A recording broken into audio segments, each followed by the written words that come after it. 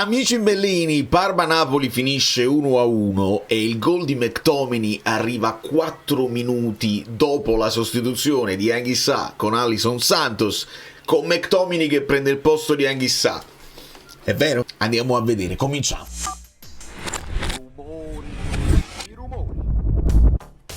È il momento di fare le pulci a Conte. Gli facciamo le pulci perché questo sto leggendo in giro ed è giusto farlo. E la mia idea iniziale in pre-partita era proprio quella. Insomma, usiamolo Santos dall'inizio perché è quello che ti può scompaginare, ti dà un pochino più di imprevedibilità.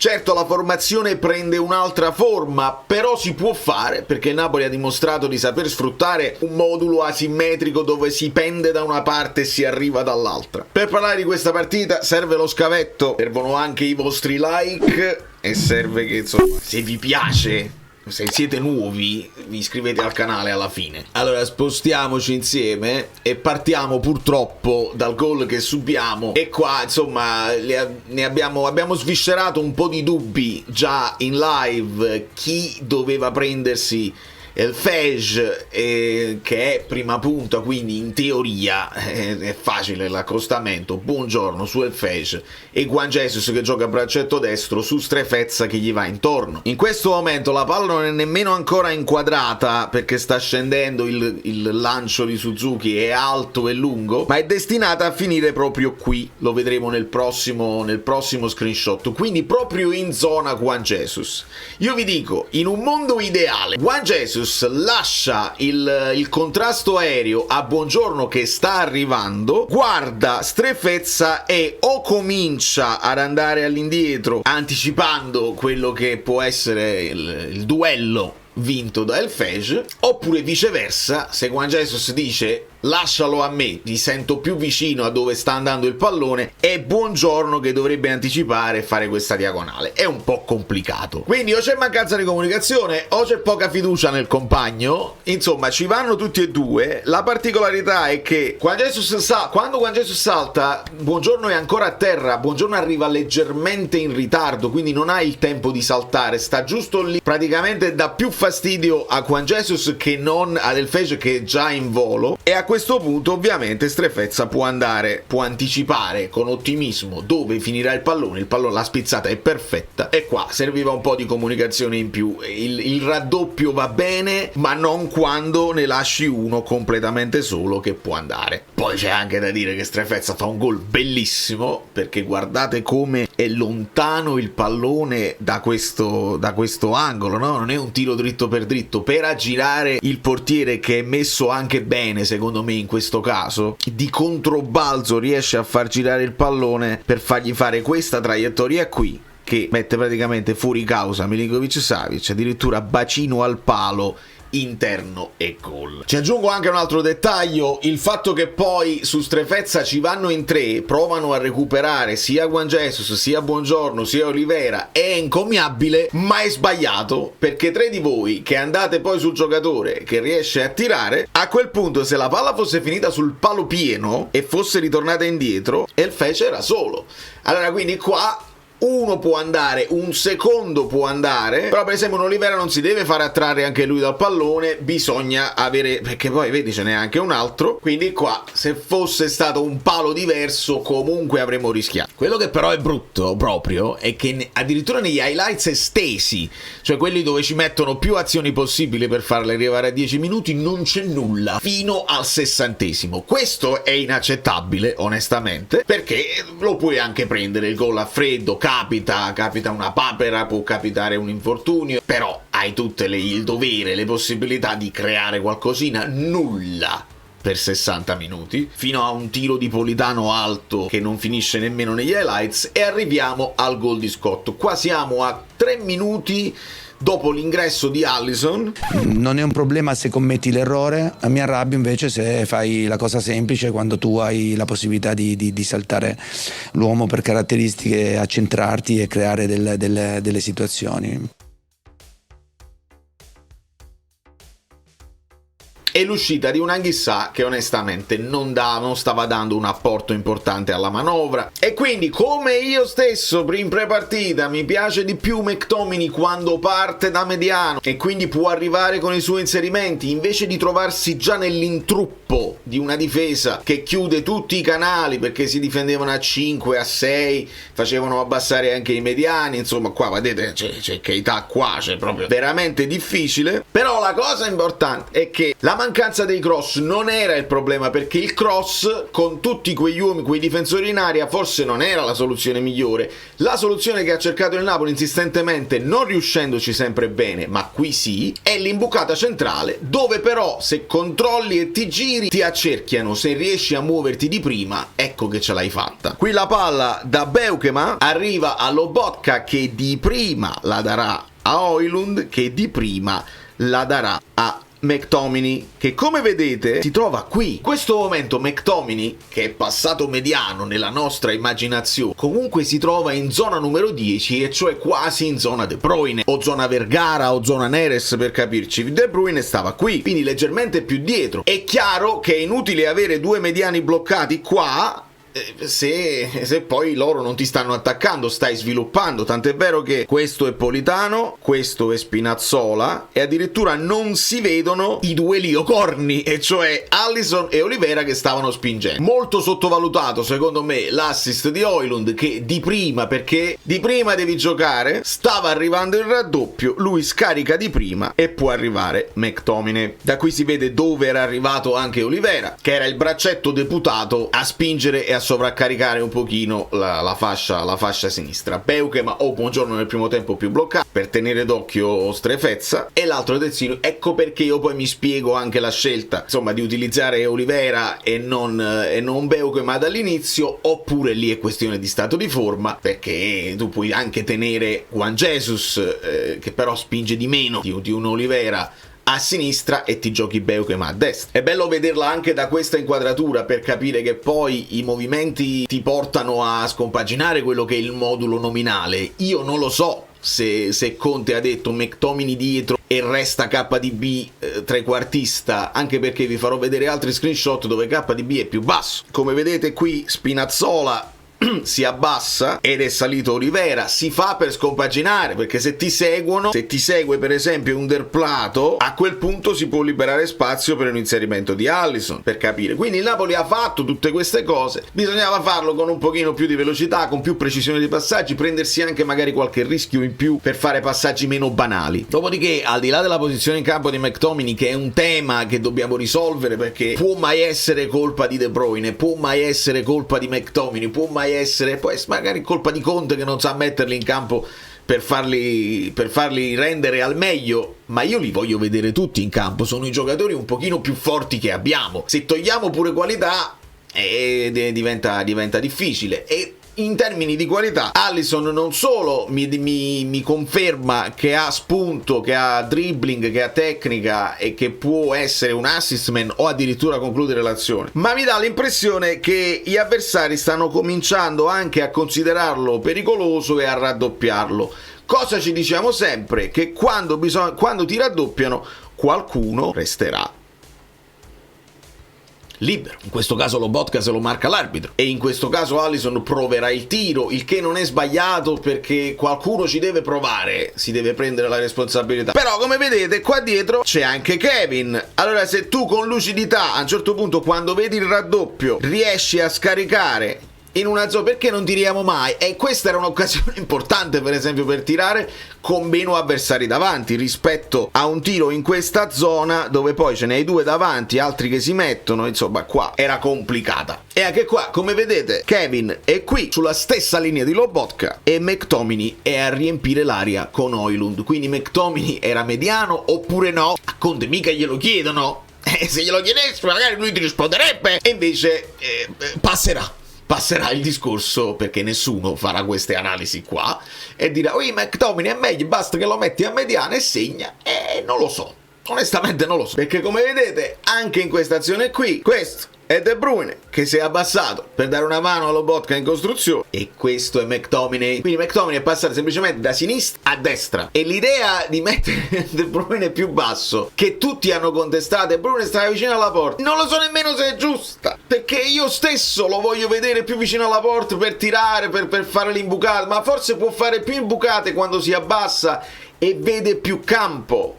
Capiamo, è difficile. Resto convinto che Alisson deve giocare di più. Non lo voglio relegare a un'arma impropria solo per il secondo tempo, anche perché il Napoli di Conte è il Napoli che inizia forte, poi se si finisce a dover sistemare la partita nel secondo tempo si gioca pochissimo, ti spezzano il gioco.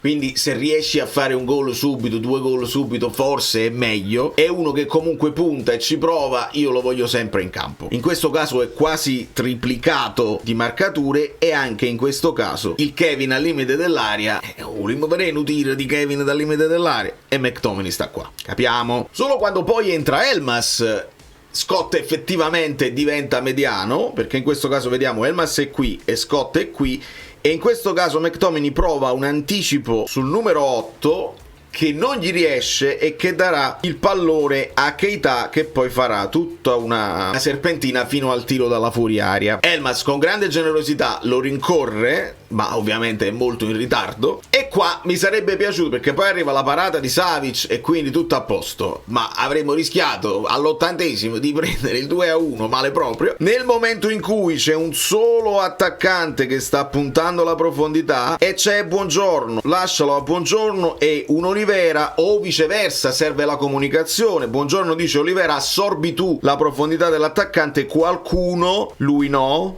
Beukema no, perché se ne sarebbe andato. Questo potrebbe essere Sorensen. Io penso che Olivera o Buongiorno avrebbero dovuto chiamarsi l'uomo, e l'altro deve andare a rompere la linea e a mettersi davanti, perché Elmas non lo può prendere, è troppo in ritardo, o lo falcia da dietro e viene espulso, oppure lo può solo accompagnare. Quindi anche qua un po' di comunicazione in più. E andiamo alle pagelle. Potete lasciare un like, perché gli amici Bellini si sono sfogati. Rispostiamoci per vedere i voti. Vania ha dovuto fare poco e niente, quella parata su Keita la teniamo presente, ha dovuto fare più che altro interventi quasi da difensore, perché è stato molto fuori dall'area, e con a volte dei brividi, a volte puntuale e preciso con i suoi interventi. Si prende il 6. Il premio Miso va a Juan Jesus, e qua non è voglia, perché conosco i miei utenti, conosco la mia community, non è voglia di dare addosso a Juan Jesus, perché ci sono molti che non aspettano altro. La stagione è finita, quindi adesso non è più questione di tifare per il Napoli, si può tifare per le proprie idee, perché il Napoli onestamente non dovrebbe rischiare di uscire fuori dalla Champions, non può ambire a vincere il campionato, e quindi si può tifare per le proprie idee, si può andare contro l'allenatore, contro i giocatori che non ci piacciono, e quindi è una sciagura. Non la mia community, perché noi lo sappiamo, siamo abbastanza onesti, ma ovviamente quello è l'unica occasione in cui l'abbiamo visto, perché poi viene anche tolto a fine primo tempo. Non so se per una questione tattica, per una questione fisica, o perché Conte lo ha visto un po' innervosirsi con Strefezza. Quindi Juan Jesus 5, premio Michu. Buongiorno, che anche insomma comprimario di quell'occasione, poi almeno ha avuto la possibilità di fare qualche altro duello e di vincerlo, quindi 6. Quello che è piaciuto di più del pacchetto difensivo, ma non solo, di tutta la squadra, è proprio Olivera con il premio Oriali 6,5. Se Olivera prende il premio Oriali in una partita dove onestamente non segna e non fa assist, vuol dire che qualcosa non va bene. Però anche a me è piaciuto che si sia proposto, che sia andato anche ad occupare zone che di solito non occupa. Piaciuto meno Politano. Sembra quasi che sai, poco. Allora,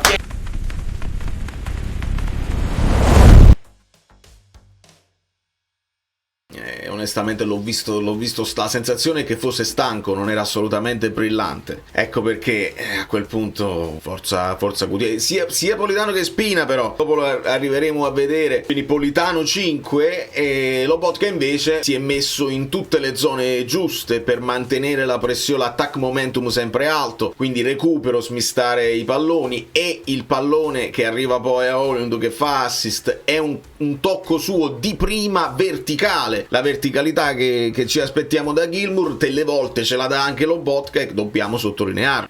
Chissà, che gli vuoi dire? Io resto sempre con l'idea che stia facendo il massimo che il suo fisico gli permette di fare. 5,5. Idem Spina, che non mi sembra in questa fase del campionato non mi sembra brillante, è uno che vive di spunti e di strappi, se non hai la brillantezza diventa complicata. 6 per Kevin, che predica un po' nel deserto, cerca la posizione migliore, secondo me dove lo metti sta, però lui se le può pure inventare, dei passaggi li ha fatti, devono però arrivare anche dei movimenti senza palla, perché altrimenti ecco i compagni si devono fidare un po' di più che la palla arriverà e quindi buttarsi negli spazi. Ieri ce n'erano pochissimi, ma chiedo a Kevin semplicemente di tirare un po' di più, anche se ti sembra che stiano tanti avversari davanti. La Serie A è scarsa, è capace che la deviazione non ti blocca il tiro, anzi ti fa fare autogol. 6 per Højlund, per me andrebbe alzato anche un pochino, perché poi ci ha fatto cenno, ho sentito non lo dovevi togliere, ma si è fatto cenno che non ce la faceva più. Le sostituzioni le dobbiamo pesare, e quindi per me anche 6,5, perché comunque arriva l'assist decisivo in un'area tutta affollata. Sento gente che non lo vuole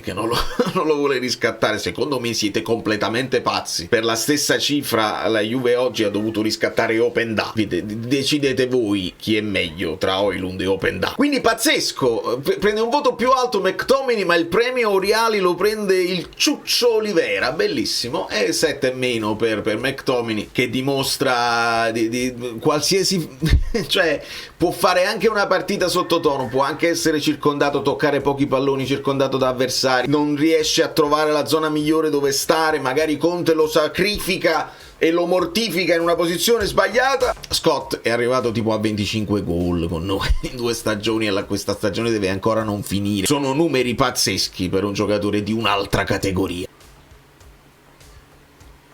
5,5 perché? Forse perché quel colpo di testa che non riesce a fare, perché là era arrivato il buon cross e l'inserimento era corretto, invece tipo gli viene di testa e di spalla, forse per questo. Se no è accanimento terapeutico, perché non ha avuto manco il tempo di far nulla. Sei meno Gutierrez, perché sei meno? Poverino, si è messo là, ha provato anche lui a puntare l'uomo nella zona Politano. Secondo me meritano un po' più di minuti, mentre Giovane è risultato un pochino impalpabile lì da prima punta, finché ecco anche col Milan a un certo punto si allargano un po' gli spazi e può andare in velocità. È un conto, se deve giostrare magari vicino a un'altra punta può essere di ispirazione, se deve fare proprio la lotta in mezzo a 3 centrali grossi no, onestamente no, serve altro. Ma anche l'idea che sto sentendo, mettevi McTominay prima punta, no! E anche là lo perdi peggio di metterlo trequartista, perché se abbiamo stabilito che McTominay è meglio che arriva in inserimento, se lo metti spalle alla porta e deve fare solo sportellate, colpi di testa, e secondo me lo mortifica. Piace invece l'ingresso di Santos, che comunque dà freschezza, dà quell'imprevedibilità. Conte l'ha ripetuto, deve puntare l'uomo, deve avere coraggio, e lui lo sta dimostrando. C'è anche un tiro di sinistro che impegna Suzuki, forse una delle palle più pulite che crea il Napoli, e se la crea da solo, quindi per me deve giocare di più. Come anche Beukema. Non lo ritengo, continuo a non ritenerlo disastroso. Quello che noi veramente non sappiamo è cosa succede negli allenamenti, perché la stessa idea di mettere McTominay sotto punta, magari, visto che il Napoli si allena senza Rachmani, senza Di Lorenzo, chissà contro chi si interfaccia McTominay, magari si interfaccia con Beukema, fa 3 gol in allenamento, Conte dice ok, questa cosa funziona, Beukema non riesce a tenerlo, è meglio Juan Jesus, cioè capite che gli infortuni che uno non considera, non vuole considerare, ti influiscono anche sugli allenamenti, perché se ci metti gente della primavera poi è poco allenante per una squadra che sta preparando una partita, non saranno tosti e cazzimosi come quelli del Parma o bravi nelle marcature, capite? E quindi Conte 5+, sto leggendo qualsiasi cosa, va benissimo, non vi preoccupate, si sta aumentando sempre di più la possibilità che ci lasci a piedi, nonostante lui ha ribadito che non si è proposto assolutamente a nessuno e che ha un anno ancora di contratto e che deve parlare col presidente come tutti gli anni. Però io sto leggendo attacchi incrociati. Gli attacchi adesso vengono dall'interno dell'ambiente, quindi vuol dire che qualcosa sta spifferando e si sta preparando il terreno per sbarazzarcene, mentre a livello nazionale conviene, o propongono la nazionale eccetera eccetera, o lo distruggono perché gli conviene così, perché vogliono ritornare ad un Napoli bello e perdente, che possa stare simpatico a tutti senza rompere i coglioni a quelli che devono poi andare in Champions, perché adesso la Juve ha recuperato quel quarto posto sul Como e quelle tre stanno tranquille così. Se però poi la Roma si organizza, se ritorna un po' la Lazio, se il Como decide di affondare veramente, una deve andare fuori e non è sopportabile. Piccione che non ci hanno più che altro la regia, più che altro il VAR, perché alcune cose non ce le hanno fatte vedere, altre ce le hanno fatte vedere ma ci hanno spiegato. Potete chiacchierare quanto volete voi su quel fallo di mano, io per primo ho detto il fallo di mano c'è, è chiaro, però se sbatte da un compagno non sbatte da un cross che sta interrompendo. Poi sarebbe bello fare un approfondimento su quello che stanno dicendo del fallo di Bonnini su Nico Paz. Ho un'idea molto precisa e ve la esporrò poi nel calcio fluido, dove onestamente vorrei fare un recap, vorrei guardare anche la Lazio che sarà il nostro prossimo avversario, Lazio che deve affrontare la Fiorentina e insomma hanno anche un po' di defezioni, però recuperano Zaccagni, quindi con molta calma, dobbiamo stare molto calmi perché voglio un finale di stagione importante, non accetto che si molli, non accetto che si molli perché voglio il secondo posto con tutte le mie forze, voglio anche ribadire che il Milan senza coppe non arriva né primo né secondo, insomma ci sono una serie di cose, di soddisfazioni che mi voglio togliere. Da New York, Valerio Fluido è tutto, vi abbraccio e vi bacio, vi chiedo un like finale se ce l'avete e se siete nuovi benvenuti, potete anche iscrivervi al canale, gratis.